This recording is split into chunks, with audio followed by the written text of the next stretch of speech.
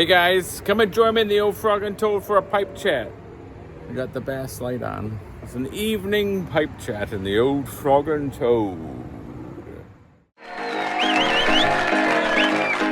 Welcome to the pub, come and have a beer. Come along and sing a song of real good cheer. Forget your cares today, it's time to laugh and play. We're drunk again this afternoon on Saturday. The songs we like the best of all are old songs. Sad songs, bad songs, bold songs. If you like to sing, come and have a fling. Everybody welcome to the pub. Oh yeah! I'd like to welcome you to the pub. Away we go. Hey guys, Mike here from Old Man Things, and welcome to the old Frog and Toad. Let me pour myself a pint, or a half pint, and then I'll meet you in the old snug.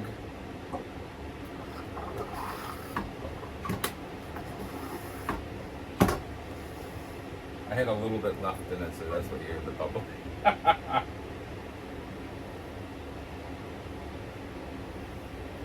Just let that settle. Hey guys, I'm in the snug. I've got my pipe. It's my favorite pipe, my James Upshaw. Let me light it, and we shall begin.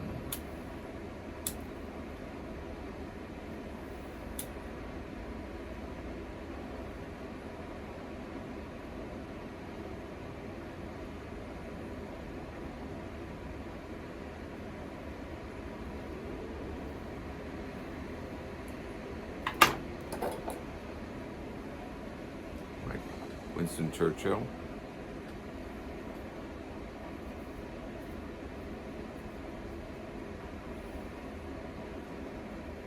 I find myself grabbing for this camper versus any other ones.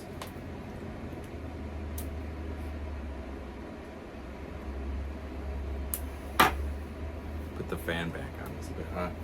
This has been, well, since I probably did the last video in the old Frog and Toad, I haven't been in here. It's been so bloody hot.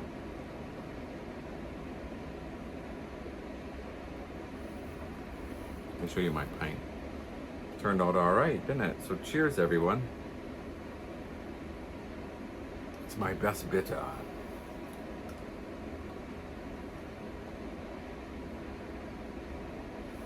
So for me, this is my Friday. Ended up being a hectic bloody week, I'll tell you that much, with work. And am I bloody glad it's over with. So, I've done a few videos on my Mike from Old Man Things channel about it's a new series I started from the Churchillian study. I thought I'd put them over there because they're only quick, and I thought I don't honestly know how interesting they are, but I thought it'd be kind of fun to do. So if you're bored, go check it out.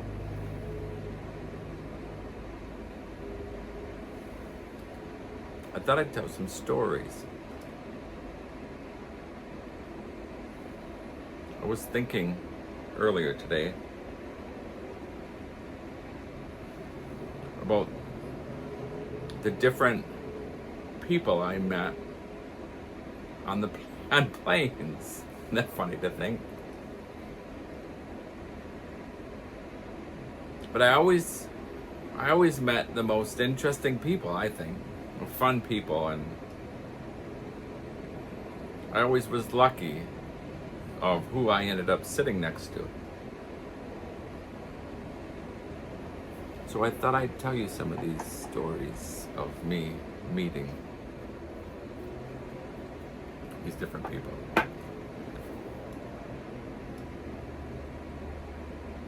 The first plane trip to England,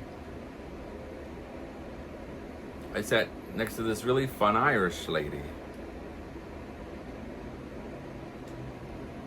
And I had never tried Irish cream before, or what is it? Bailey's Irish cream.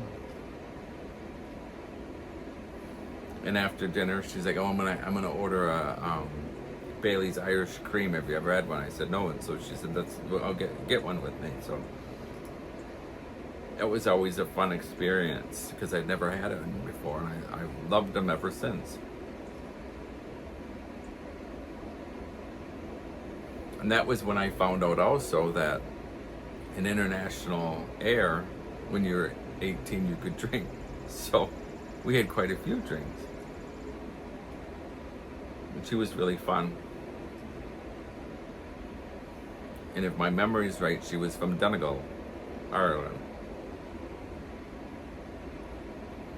And I remember her saying that it was still part of one of the remaining old parts of Ireland that was a lot of it was untouched. And I've been to Ireland, but I've never been to Donegal. I'd love to go to Donegal.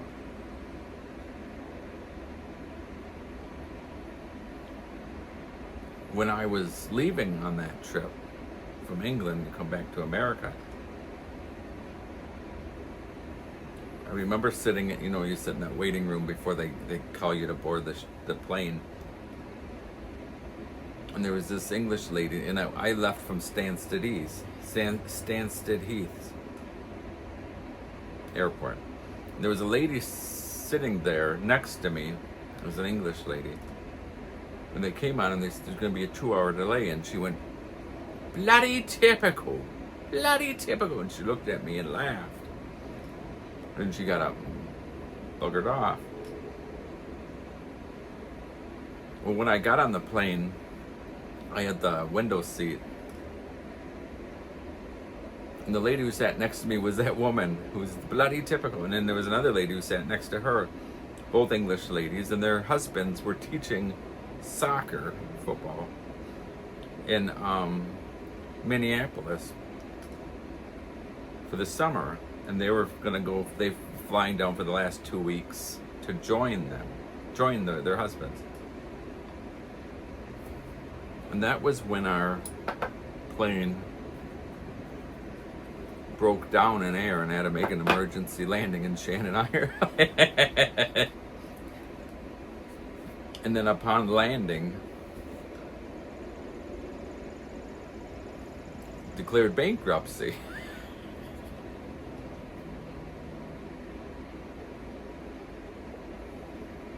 And of course, I just had a 20 pound note, English 20 pound note. That's all I had left. After being in England for about 5-6 weeks.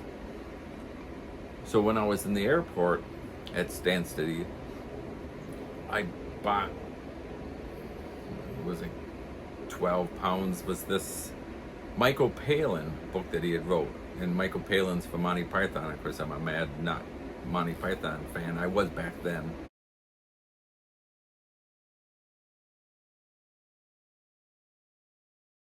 I have to admit I haven't watched Monty Python in years, but because I thought I was going straight home.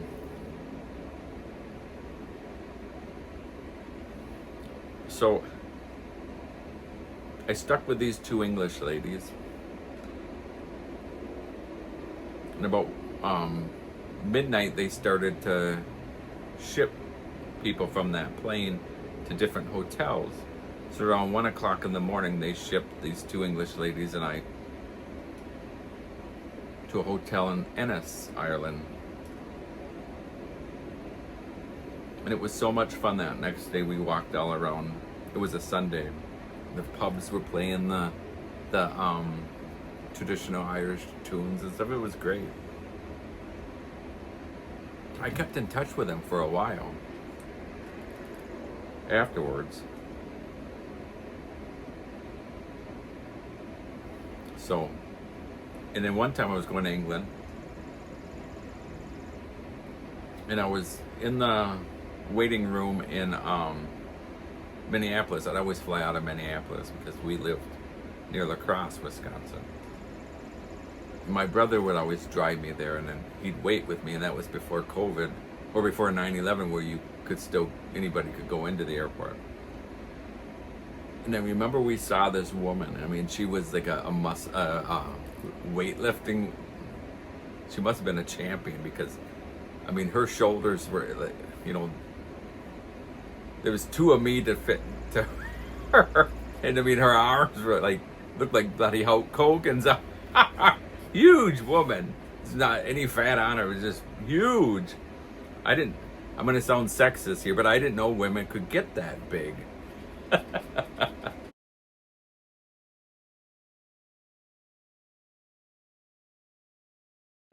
And we would see her out walking all around, and she looked just like the most fun person, the way she was carrying on when you saw her in the. Of course, when it came time to board the plane, I want to say ship for whatever reason, the plane, she sat next to me. I always would ask for the, what do you call it? The emergency exit. Back then you could, I don't know if you can now. So I'd have the window seat, and there was only 2 seats there, which I always thought was easier, especially if you had the window seat, you didn't have to go over 2 people. And she sat next to me, and I think I was on that plane for 8-9 hours. We had so much fun on that plane. Her brother was in the U.S. Air Force Station in Lakenheath, U.S. Air Base in England, where she was flying down to visit him. I told her with her looking like that, she'd have no problems getting people to buy her drinks when she got into the pub. And I always thought that was fun that I got to sit next to her. One of my trips when I was leaving England, I sat next to this guy and he was a professor at Cambridge. And he coached the rowing team and everything. And he was very posh. I questioned him a couple of times, and said, just out of curiosity, why would you be sitting in coach when you could be in business class? And he said, I have to pay for a business class ticket, and I'll be darned if I'll pay that much for a business class ticket. And I remember when they came around for they were going to come around for the dinner, and they were asked if you wanted like wine or something like that, and I said I'll have a bottle of red wine if it's not cold, because I don't like red wine cold. And he said, I second. I'll have a bottle of red wine, because it'd be those little tiny ones, if it's not cold. And the woman, the stewardess, she had no patience for anyone. And a couple minutes later, she said, here, and she threw this bottle at me, and it was a frozen bottle of red wine. And I mean, it hit me, ricocheted off me, hit him. And he looked at it, and he got up, and he went, I say, and he was like mumbling over his words. I've never been, what did he say? I've never seen such behavior. I say. I don't know why she threw it at me. But anyways, we ended up getting a warm bottle that we opened up. We made sure it was sealed.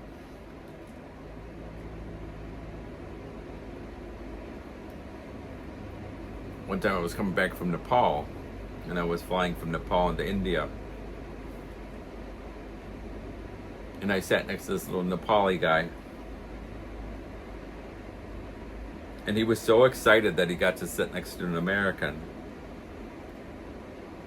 And he asked me if I am going to come back and climb Mount Everest. And he said, please, he said, if you come back to climb Mount Everest. He said, can I help you? He said, I'll make the sandwiches. And he was so excited. And for an hour, well, at least an hour, he talked about these bloody sandwiches. And I kept on saying, sure, sure. And I remember when they brought the beer, he was so excited. It was almost as if he had never had a beer before. And he just cherished that beer. I always thought that was fun. So,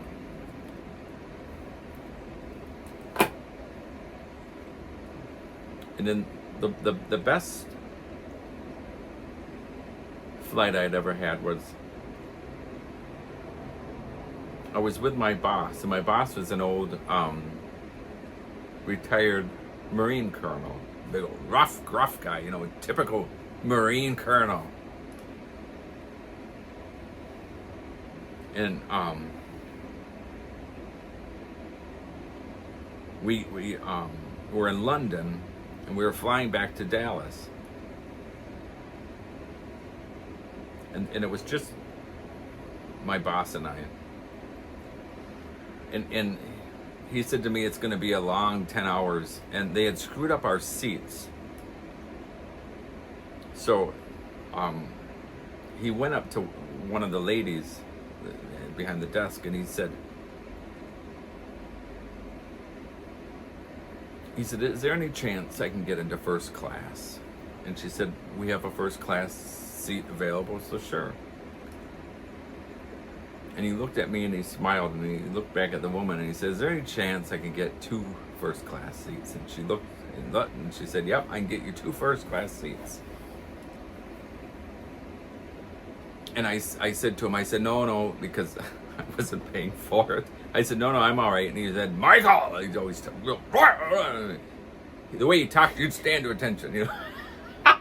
He said, Michael, we're sitting in first class. It was the best 10 hours sitting in my life. That was great. I remember at one time I was sitting, I was all stretched out because you put your feet out and everything. And they give you a nice feathered pillow and a blanket, and you have your glass of champagne, and and I'm sitting there all like, you know, deep in thought, you know, and he goes, Michael, and he just frightened the life out of me, and you know, you jump, and I look, and he goes, how do you justify working like that? I was just having fun.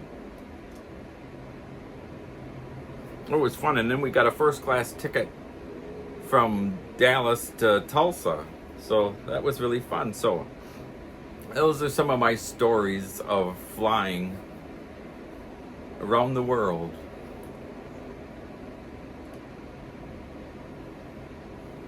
I'll tell you one more since it's already going long.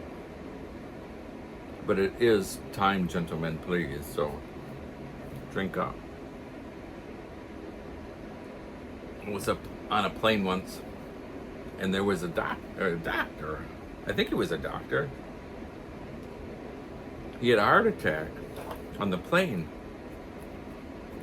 So we had to make an emergency landing into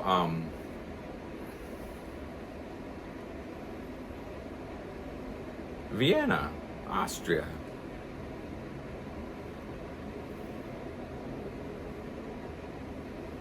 I'd never been to Austria before, so they had to refuel and everything else. So we got out. I was with my boss on that time too.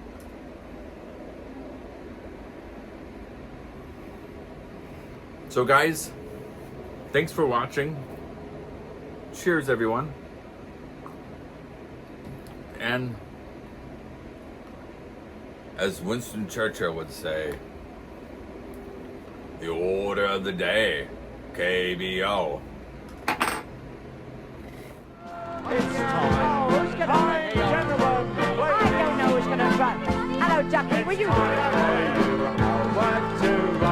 Have you got a car, love? I know this is the I last. don't know what your name is, but you got your drive mother. It's a shame, isn't it? A shame. It's a shame when you've got no home.